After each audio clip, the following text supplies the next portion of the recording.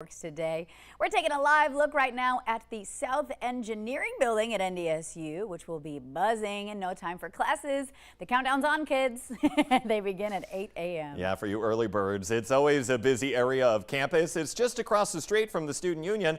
Now, there was a warm-up for the start of evening classes yesterday there, but however, today is the first full day of classes at NDSU and UND. And with fall classes about to start, many school administrators across Minnesota sweating this week, not because of the heat, but they're scrambling and sometimes competing with each other to fill hundreds of teacher vacancies and even more paraprofessional roles. The Minnesota School Boards Association found rural districts still have almost 350 teacher vacancies and almost 600 paraprofessional vacancies. And more than 60% of those open jobs had 0 applicants. Here's just one example. We checked Moorhead School's website this morning and found the district is still listing openings for 7 teachers and 17 paraprofessionals. And that new school year starts in just 2 days. And it's back to school, as we mentioned, for millions of families across the country and for many right in our region. And some parents like to post those first day of school pictures. However, police are reminding you to be careful with the details. They could expose your children to some bad people. Experts say you should not take a picture of your child in front of their school, since that gives away where they attend classes. Pictures in front of your house can also be a problem because it's giving away your address or familiar items as to where your family lives. If you do decide to make a sign for your child to take a photo with, leave off the details like last names, their grades, and even the names of their teachers. Even if you have your privacy settings really locked down so that you only know who's seeing it, it's still the internet, and you never know who is going to be able to see and access that photo. You are advised to keep details minimal and to take shots in front of a brick wall or a generic tree. Don't use any identifying features, or just keep that photo to yourself and don't share it on social media. And a heads up, drivers, AAA urging you to slow down and stay alert as school start times pick back up. This time of year is especially dangerous because of heavier traffic from kids going to and from school in the mornings and afternoons. A 2021 study found that 42% of North Dakota drivers admitted to speeding in a school zone. 30% of them admitted to using a device while driving in a school zone. Now, AAA reminds you to keep kids safe this year. You need to slow it down and put down the phone. And of course, always stop for those school buses when they have those stop arms out. The Fargo Public Library hosting a school supply bingo party today for kids in kindergarten through grade 6 under the O's. Now, there is one at 11 this morning at the Northport Library, another at 2 at the downtown Main Library. Bingo! Kids will play to win school supplies for the upcoming year. Registration not required. It is a free event. Just show up and have fun.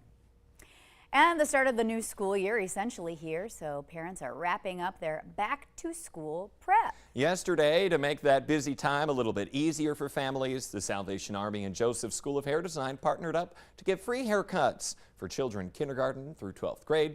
Cuts for Kids, it's an annual event that's been held in the FM area for more than a decade. Yeah, those kiddos looking sharp. Time now for a look at our storm team forecast as we send things over to Summer Schnellbach this morning. Good morning. Good morning. Yeah, giving a special shout out for the first day of school. We already talked about NDSU and UND having their first full day of college classes, but also JP2 schools and Wahpeton schools beginning class today as well. Headlines for what we're tracking today: the summer sizzle is back with heat index values near 100 degrees in parts of the valley. Slight chances for some showers later on this week. Visibility is what we're tracking for first thing this morning. Primarily good across the northern valley, but Grand Forks, your visibility down to 1.5 miles at this time. Thicker, dense fog in parts of southeastern North Dakota. Visibility just over 1.5 miles in Jamestown.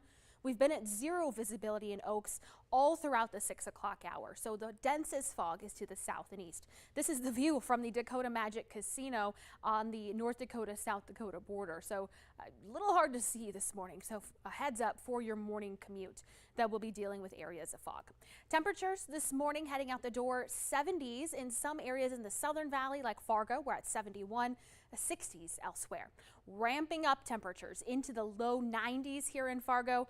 My temperature bar heads up into the banner bar. That's how warm we'll get for today, but also humidity as well. Cooler in the Northern Valley with temperatures only pushing 70s to near 80. A warm front lifting up is only going to go so far this afternoon. So Southern Valley, Lakes Country under a heat advisory with feels like temperatures near 100 or even a couple of degrees over 100 by later this afternoon. So just a heads up to make sure to stay hydrated if you work outside or walking to and from classes today. Yeah, things are heating up, literally. Thank you for the update so far this morning, Summer. 6:55 right now. It's been a divisive topic over the years, and it was back on the agenda last night at the Fargo City Commission meeting. Commissioner Dave Pepcorn believes the services and cost of fighting homelessness in the city are actually making the problem worse. He says numbers are up and some are living in public places instead of getting access to the resources. I would encourage you to drive down 4th Street right across, right along the Civic Auditorium. There's people there. Our city staff has to, actually they were doing it this morning, they have to pressure wash it because of human waste, and so they have to wash it out every day. But the citizens of Fargo, is this what you want the city of Fargo to be? The Downtown Engagement Center currently supplies the homeless population with a place to shower, eat, and escape the elements, as well as offering services and products. Last year in the month of September, they serviced more than 1,600 visits. Right now, they're doing even more visits with a smaller yearly budget. U.S. Attorney General Merrick Garland expressed condolences to the Fargo Police Department and the entire community during his visit to Fargo yesterday. He spoke with law enforcement about the July 14th ambush shooting along 25th Street. Garland met with Officer Jake Walline's fiance and with Officer Zach Robinson, who Garland says likely prevented a mass casualty event. The courage he exhibited under fire was nothing short of amazing. And as everyone knows here, he saved the community from what could have been a catastrophic result. Garland talked about the Justice Department's role in supporting law enforcement, which includes dedicating resources to programs that strengthen officer health, safety, and wellness. A crowd of protesters gathered outside while the Attorney General was inside the federal building. They say they're calling for more support to solve cases of murdered and missing Indigenous peoples. An epidemic in our community, so I feel like we need to allocate more resources toward finding people, believing people when they say they're victims of crime, and put adequate resources toward BIPOC communities when they go missing or they get murdered, as much as they do when it's a non-BIPOC individual who goes missing or is murdered. The Bureau of Indian Affairs estimates that there are about 4,200 missing and murdered Indigenous peoples cases that have gone unsolved. One man is in jail accused of trying to rob a woman at knife point at a Fargo gas station. Happened on Saturday. Manton Moore was arrested for robbery with a dangerous weapon, terrorizing and carrying a concealed weapon. Police say the woman and her daughter were filling up at the M&H on Main Avenue Saturday afternoon when this man walked up to them carrying a knife and then demanded money and drugs. A West Fargo man now charged with having thousands of child porn files and sharing videos of adults abusing infants. 28-year-old Christopher Miller now facing 4 counts of promoting or directing an obscene sexual performance by a minor and possessing prohibited materials. West Fargo's police chief announcing his retirement. Dennis Otterness made the announcement yesterday. He led the department the past 3 years and will retire with 33 years total of law enforcement experience. That includes as chief of police at Montana State University and serving the Bloomington, Minnesota Police Department. His last day in West Fargo will be October 6. We have a traffic alert for you on Highway 10 in Minnesota. Starting today, going through tomorrow, Highway 10 will have alternating lane closures near Hawley and Detroit Lakes. Crews are making some pavement repairs in that area. There will soon be another reason for your mobile phone to start buzzing. MnDOT and FEMA are working on a new system of wireless emergency alerts. They'll be sent out in situations on state roads that could impact public safety, like flooding or major crashes. It will be similar to how you get an Amber Alert right on your cell phone. No word, though, on when that plan will start.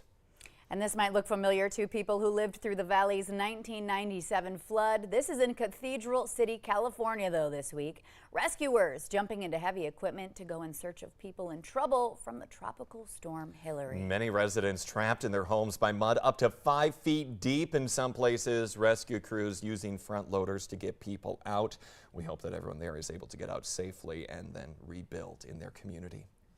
The Today Show and CBS Mornings are just about to start. Yeah, thank you so much for waking up and joining us here on the Valley today. Have a wonderful day. We'll see you tomorrow morning.